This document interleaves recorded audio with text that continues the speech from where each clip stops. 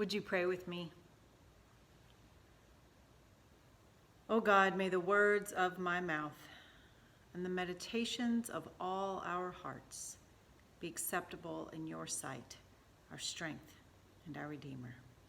Amen. Well, there's no way around it, so let's just dig in. Today's text from Matthew's Gospel, which is also found in Mark, is one of the most difficult images of Jesus we find in the New Testament. In the lectionary worship resources that Reverend Mary Cyphers produces, the first sentence of the entry on this text reads, "I've gotten into more arguments about this story than just about any other story in the Gospels." Now, on the surface, we might see this as just an average healing story. A woman has come to Jesus to ask him to heal her daughter. What's so problematic about that? But when we look at Jesus' response to the woman, his silence and his words, we're faced with some unsettling behaviors from one we expect to act differently. After crossing the Sea of Galilee and healing some people in Gennesaret, Jesus and the disciples have traveled out of Jewish territory and into Tyre and Sidon. A woman from that area approaches Jesus, which in and of itself would have been a violation. Women were essentially property, and for a woman to address a man without first being addressed by him was unacceptable. Add to that she was a Gentile, a non-Jew. Mark's gospel describes her geographically, a Syro-Phoenician woman, but Matthew's account calls her a Canaanite. An anachronism, actually, since there no longer was a land of Canaan. But you might recall that the Canaanites were the indigenous peoples living in the land promised by God to the Israelites, people over and against whom the Hebrew people defined themselves. So labeling this woman as Canaanite was perhaps a way of pointing to her otherness for Matthew. But it might also have been intended as a reminder that Jesus' own genealogy, which Matthew uses to begin his gospel, includes Canaanite women: Tamar, Rahab, and Ruth. Whatever Matthew's purpose and whatever we call her, the fact remains that a Gentile woman is speaking to Jesus, a Jew, and by doing so is violating all kinds of social and cultural norms. But speak she does, begging Jesus to heal her daughter. Jesus' first response is to ignore her. He did not answer her at all, the text says. But she must have persisted because the disciples asked Jesus to send her away so they don't have to listen to her. Jesus then says something he says another place in Matthew's gospel: "I was sent only to the lost sheep of the house of Israel." These words represent a tension in Matthew's gospel. Jesus is a Jew sent as the Messiah to the Jewish people. Yet he often stood against the established traditions of Judaism, clashing with their leaders. Just before this passage, as we'll hear in a moment, he got into some trouble with them again. But at the same time in Matthew's gospel, the Gentiles are seen as outsiders and often referred to in derogatory terms like dog and pig. So here we see some of the struggles of the early Christian community, which had both Jews and non-Jews in it, as they tried to define themselves and wrestle with their identity. It's messy and it's complicated.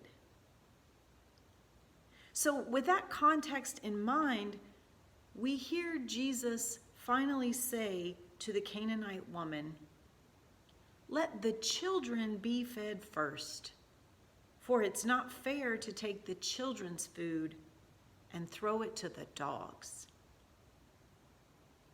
Jesus is telling her that his mission is for Jews first, the children, not Gentiles, the dogs. Jesus called her a dog. Some interpretations try to soften this a bit and say he called her a puppy. But most biblical scholars reject that and leave us to wrestle with a hard truth. Jesus insulted her, using what some suggest was a pointed racial slur. Now, if you didn't before, you might see why people fight about this passage. If we accept this interpretation, we are left with some sticky questions. And one option, admittedly the easiest, is just to conclude that Jesus didn't actually say these words, that they were added on later by the people who recorded the stories about Jesus after his death. This is the consensus of the Jesus Seminar, a group of biblical scholars who combed through the so-called red letter verses attributed to Jesus and assigned them different colors depending on how likely it is that Jesus really said them. And about this passage and several others in which Jesus seems to have an anti-Gentile bias, they and others conclude that these were not the authentic words of Jesus. More likely, they say, they were the additions of conservative Jewish Christians who were opposed to the Gentile mission. That's possible. There's no way for us to know for certain. But whether Jesus really said these things, or if later sources added them, they're here, part of our sacred scriptures. So what might they teach us? How might they speak to us? Back in 2015, in a sermon on Racial Justice Sunday, I suggested some ways this text might assist us in our own struggles with the sin of racism. And I think much of it bears repeating today. Back then, the names on our lips and in our hearts were Eric Garner, Michael Brown, and Tamir Rice. Today, they are George Floyd, Breonna Taylor, and Elijah McClain, among others. Multiple times in 1991, in 2008, and again in 2015, our United Church of Christ leaders have issued pastoral letters decrying the sin of racism. And back in 2003, we passed a resolution at General Synod to become an anti-racist church. And yet, in 2020, our work continues. We have proclaimed and continue to proclaim boldly what we believe our faith calls us to do, and yet we struggle to practice what we preach and affect real change. Perhaps, in an odd and admittedly uncomfortable way, this story suggests that Jesus did too. If we look back at those preceding verses, we see that Jesus is once again confronted by the Pharisees and religious leaders.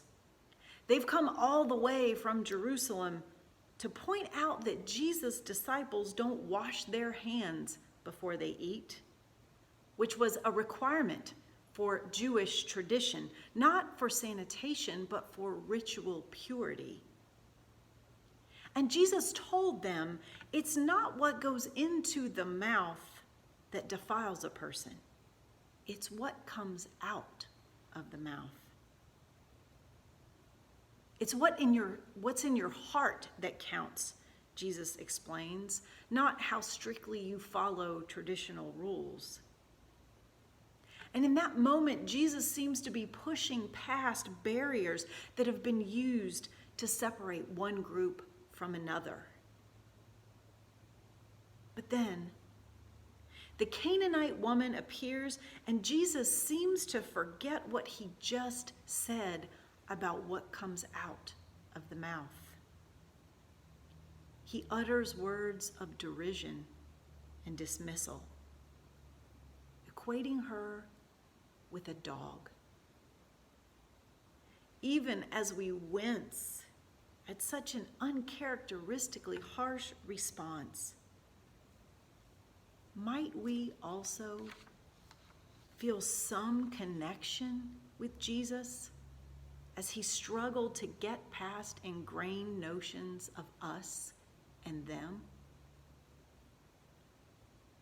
On Racial Justice Sunday in 2015, we had just completed several weeks of a curriculum entitled Sacred Conversations on Race with the Partnership Churches.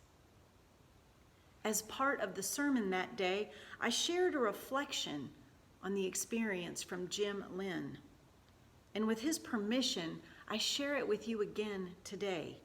Here's what he wrote. In our last session, we discussed what might be done about the situation.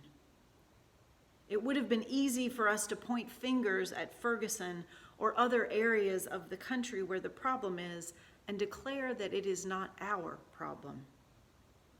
But we took the more difficult approach to look within ourselves, to see how we also played a role in the creation of a society where such discrimination is possible. Although we have not overtly committed acts of racism, our isolation from the Black community, our failure to convince politicians to renovate schools and neighborhoods in poorer communities, our failure to vote for issues that might positively affect the racial climate, our failure to acknowledge that systematic discrimination exists, these are all factors that created our current society. Our government and schools were not created to be standalone institutions that fix these problems. Our government depends on citizen activism. In many ways, our passiveness played a role. In Jim's Sacred Conversation group and in some of the others, we affirmed that our faith calls us to reject racism, as it says on our Be the Church banner. But we also confessed and lamented that it is hard to practice what we preach. We named that we need our churches to be places that strengthen us and equip us to take action and engage in anti-racist work. We need the spiritual resources of our faith to help us listen deeply, confess honestly, forgive lovingly, and work cooperatively. This summer in 2020, we again responded to the ongoing need for this work with a Soul Food summer series on racial justice, organized and facilitated by Jimmy and Robert Valiente neighbors. And in a few weeks on Faith Formation Sunday, you'll hear more from group participants about their experiences and additional steps we can take to work for God's justice for all people and to dismantle racism. But for today, friends, this is a challenging story, and one with no easy answers.